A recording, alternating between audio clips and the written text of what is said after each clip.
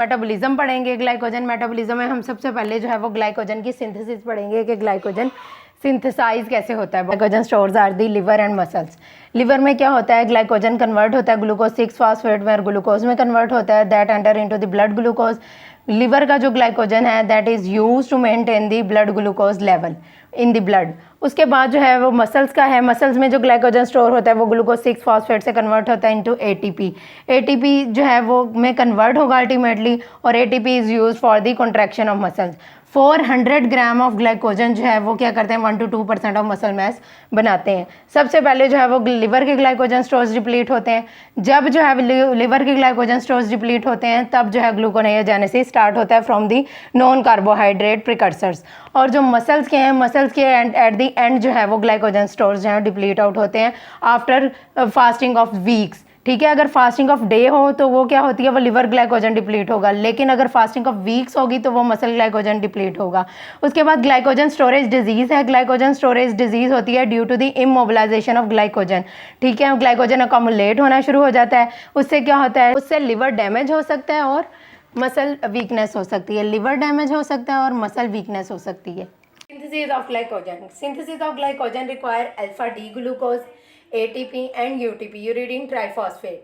Alpha D glucose जो है वो आगे जो चेन लेंथ को इंक्रीज करेगा। ग्लूकोज सिंथेसिस कैसे होती है, glucose 6 phosphate convert into glucose 1 phosphate that isomerize to glucose 1 phosphate, but it has intermediate that is mandatory intermediate that is glucose 1,6 bis phosphate in the presence of phosphoglucosamidase.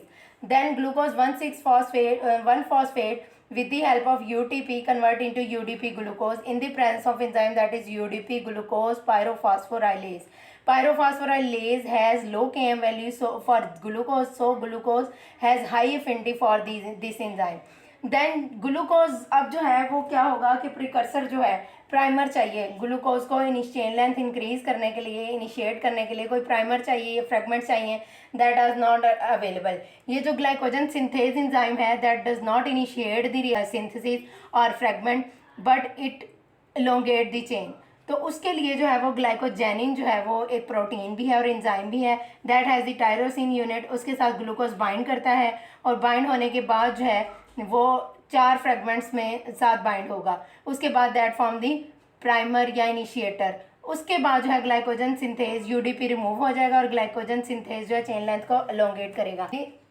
Alpha 1,4 linkage, जो straight chain linkage होता है वो क्या होता है, alpha 1,4 linkage, 1,6 linkage. जब जो है ये रेजिड्यूज जो है वो आगे बाइंड होते रहते हैं, when 7 to 8 fragments or 14 fragments it breaks and this that non reducing ends। ठीक है, रिड्यूसिंग एंड जो है वो क्या करेगा, चेन लेंथ इंक्रीज करता जाएगा और नॉन रिड्यूसिंग एंड होंगे, उनके साथ एक और मॉलिक्यूल अटैच होगा। प्राइमरी कार्बन के साथ जो है वो एक और मॉलिक्यूल अटैच होगा। और जो ब्रांच चेन है उसके बाद जो है स्ट्रेट चेन के बाद ब्रांच चेन होगी।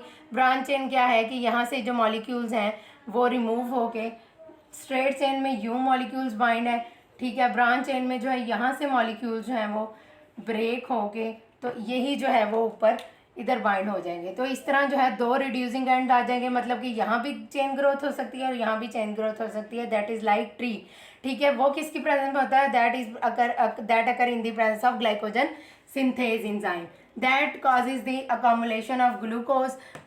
ग्लूकोज जो है वो एलोंगेट होती जाएगी चेन लेंथ और ब्रांचेस जो हैं ब्रांचेस बनती जाएंगी। ब्रांचेस किसके साथ बनती हैं, एक तो जो है वो जो स्ट्रेट चेन होती है ग्लाइकोसाइल रेजिड्यूज जो बाइंड होते हैं, इनकी जो स्ट्रेट चेन होती है दैट इज कॉल्ड अमाइलोज। इसको हम क्या कहते हैं, amylose. But if it is branch, amylopectin. ठीक, ब्रांचिंग जो है वो इंक्रीज करती है number of non reducing ends.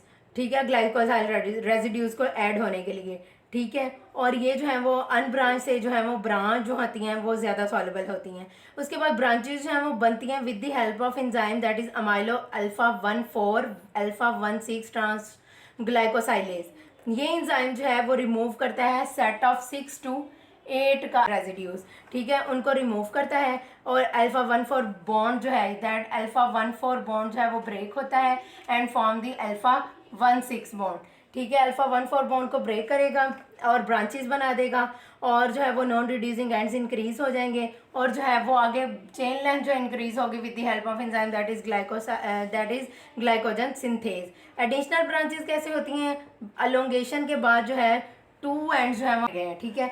2 ends बन गए हैं विद दिस टर्मिनल 6 और 8 ग्लाइकोसाइल रेजिड्यूज, ठीक है। यहाँ से ये जो है अगर यहाँ पे 6 और रेजिड्यूज बाइंड होंगे तो वो क्या होंगे, वो रिमूव हो जाएंगे और दोबारा जो है वो ब्रांच इधर बन जाएगी, ठीक है। इधर ब्रांच बन जाएगी, ये ब्रांच जो है वो इस तरह हो जाएगी, that is tree like structure, ठीक है। ब्रांचेज ऐड होती जाएंगी और जो है वो ग्लाइकोजन का साइज जो है वो इंक्रीज होता जाएगा और ग्लाइकोजन जो है वो कमुलेट होगी। और ये जो यूडीपी था, ये जो है ये क्या होगा कि ये यूडीपी जो है वो एटीपी के साथ बाइंड होगा, क्योंकि एटीपी हमें चाहिए थी, एटीपी के साथ बाइंड हो गया, ये दोबारा यूटीपी बन जाएगा और दोबारा इस साइकिल में यूज होगा। दैट